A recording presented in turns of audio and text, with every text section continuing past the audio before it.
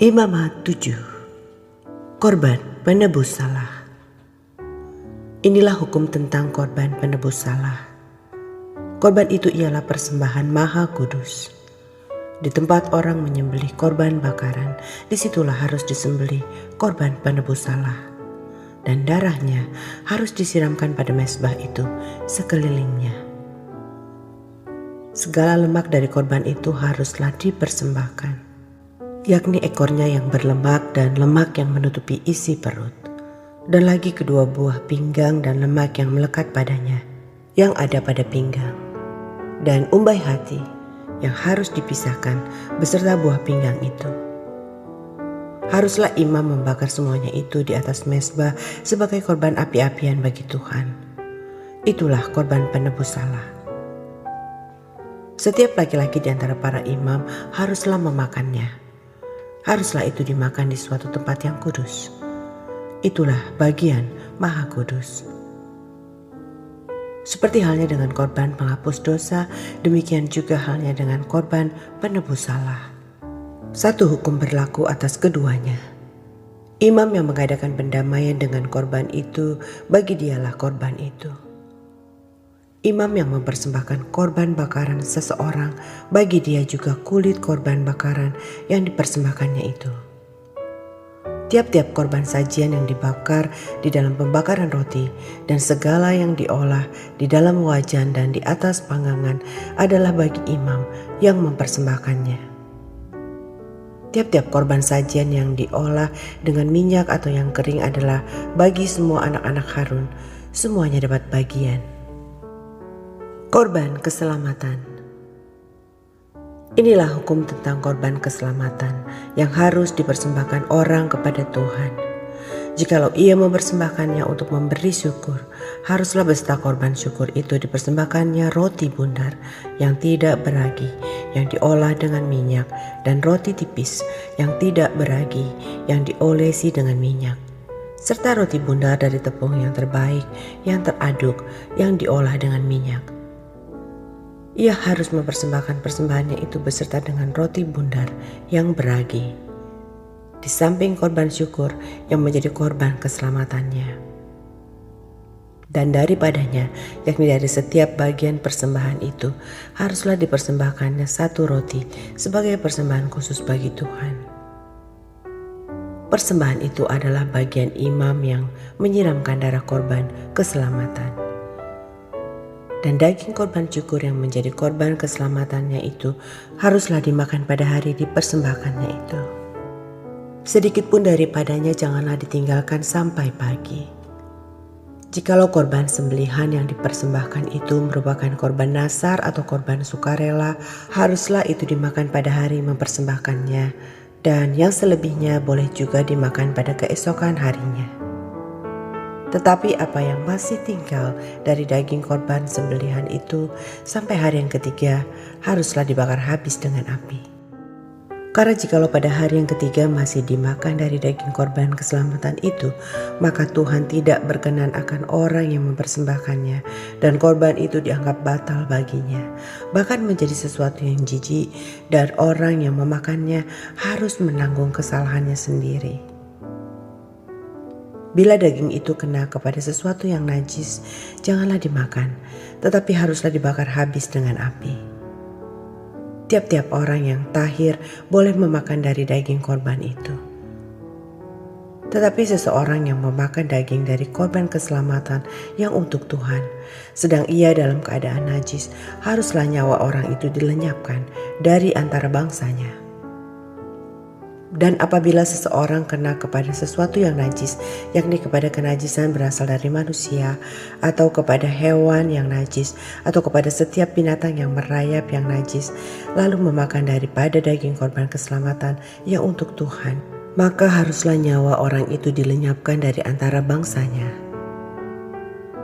Larangan memakan lemak dan darah.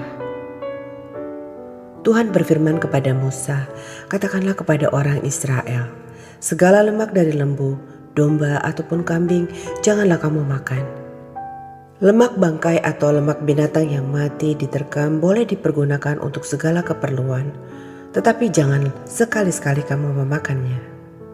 Karena setiap orang yang memakan lemak dari hewan yang dipergunakan untuk mempersembahkan korban api-apian bagi Tuhan, nyawa orang yang memakan itu haruslah dilenyapkan dari antara bangsanya. Demikian juga janganlah kamu memakan darah apapun di segala tempat kediamanmu, baik darah burung ataupun darah hewan. Setiap orang yang memakan darah apapun, nyawa orang itu haruslah dilenyapkan dari antara bangsanya."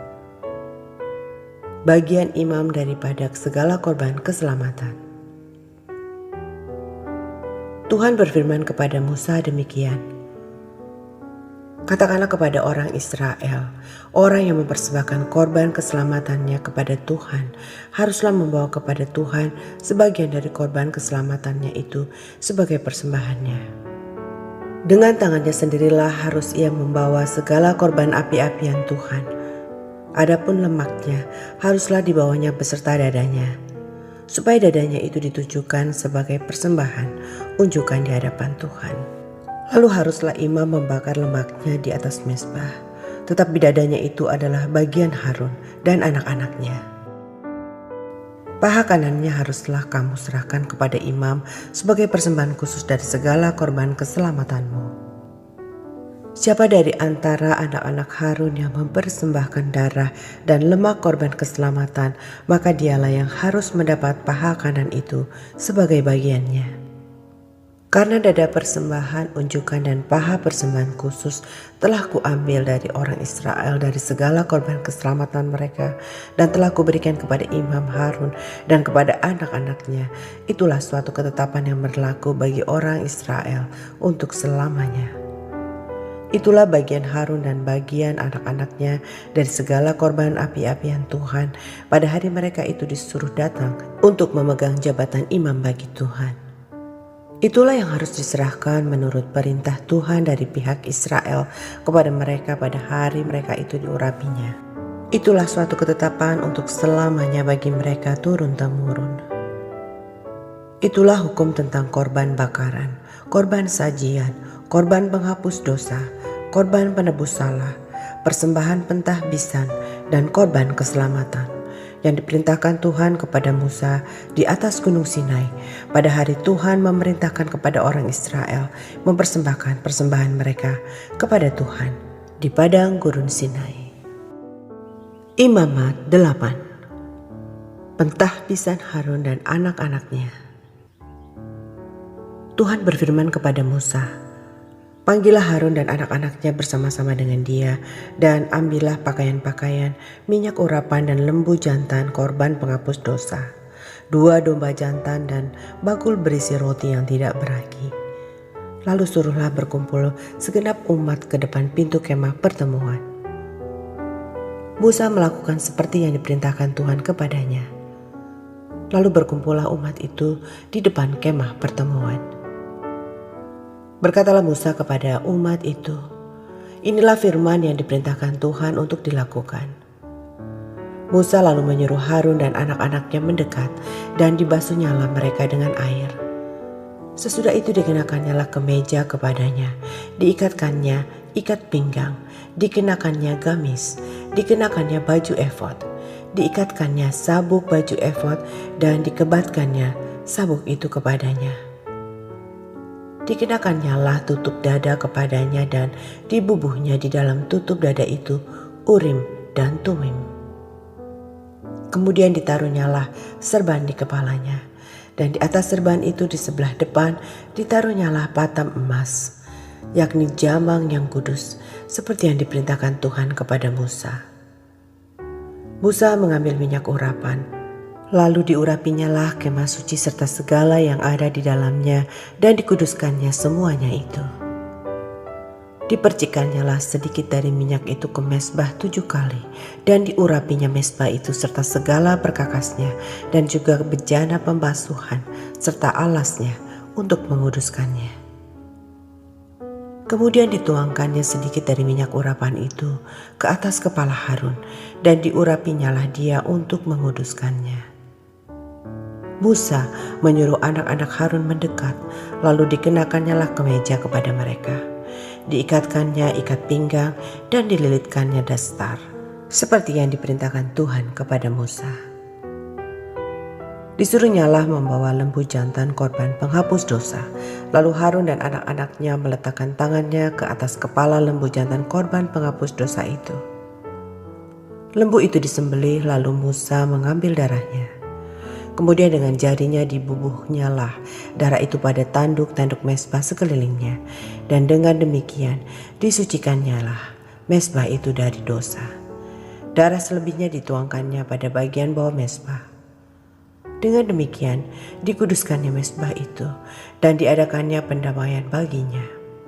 Diambillah segala lemak yang melekat pada isi perut, umbai hati, kedua buah pinggang serta lemaknya. Lalu Musa membakarnya di atas mezbah. Tetapi lembu jantan itu dengan kulit, daging dan kotorannya dibakarnya habis di luar perkemahan, seperti yang diperintahkan Tuhan kepada Musa. Kemudian disuruhnya membawa domba jantan korban bakaran. Lalu Harun dan anak-anaknya meletakkan tangannya ke atas kepala domba jantan itu. Domba itu disembelih, lalu Musa menyiramkan darahnya pada mezbah sekelilingnya. Domba itu dipotong-potong menurut bagian-bagian tertentu. Lalu Musa membakar kepalanya dan bagian-bagiannya dan lemaknya. Tetapi isi perut dan betisnya dibasuh dengan air. Lalu Musa membakar seluruh domba jantan itu di atas mezbah.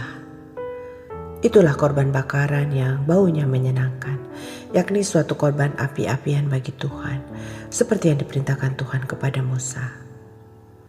Kemudian disuruhnya membawa domba jantan yang lain, yakni domba persembahan pentahbisan. Lalu Harun dan anak-anaknya meletakkan tangannya ke atas kepala domba jantan itu. Domba jantan itu disembelih, lalu Musa mengambil sedikit dari darahnya dan memubuhnya pada cuping telinga kanan Harun, pada ibu jari tangan kanan dan pada ibu jari kaki kanannya. Musa menyuruh anak-anak Harun mendekat, lalu membubuh sedikit dari darah itu pada cuping telinga kanan mereka, pada ibu jari tangan kanan, dan pada ibu jari kaki kanan mereka. Lalu Musa menyiramkan darah selebihnya pada mezbah sekelilingnya. Diambilnyalah lemak, ekornya yang berlemak, segala lemaknya yang melekat pada isi perut, umbai hatinya, kedua buah pinggang serta lemaknya dan paha kanannya. Dan dari dalam bakul berisi roti yang tidak beragi yang ada di hadapan Tuhan, diambilnyalah satu roti bundar yang tidak beragi, satu roti bundar yang diolah dengan minyak dan satu roti tipis. Lalu diletakkannya di atas segala lemak dan di atas paha kanan itu. Dan ditaruhnya seluruhnya di telapak tangan Harun dan di telapak tangan anak-anaknya. Dan dipersembahkan semuanya sebagai persembahan unjukan di hadapan Tuhan. Kemudian Musa mengambil semuanya dari telapak tangan mereka, lalu dibakarnya di atas mezbah, yaitu di atas korban bakaran. Itulah persembahan pentahbisan untuk menjadi bau yang menyenangkan. Itulah suatu korban api-apian bagi Tuhan. Musa mengambil dada domba itu dan mempersembahkannya sebagai persembahan unjukan di hadapan Tuhan. Itulah yang didapat Musa sebagai bagiannya dari domba jantan persembahan pentahbisan itu, seperti yang diperintahkan Tuhan kepada Musa. Dan lagi Musa mengambil sedikit dari minyak urapan dan dari darah yang di atas mezbah itu. Lalu dipercikannya kepada Harun, ke pakaiannya, dan juga kepada anak-anaknya dan ke pakaian anak-anaknya. Dengan demikian ditahbiskannyalah Harun pakaiannya dan juga anak-anaknya dan pakaian anak-anaknya. Berkatalah Musa kepada Harun dan kepada anak-anaknya, "Masaklah daging itu di depan pintu kemah pertemuan. Di sanalah harus kamu memakannya dengan roti yang ada di dalam bakul untuk persembahan pentahbisan, seperti yang telah kuperintahkan, dengan berkata, Harun dan anak-anaknya haruslah memakannya. Dan apa yang tinggal dari daging dan roti itu haruslah kamu bakar habis dengan api.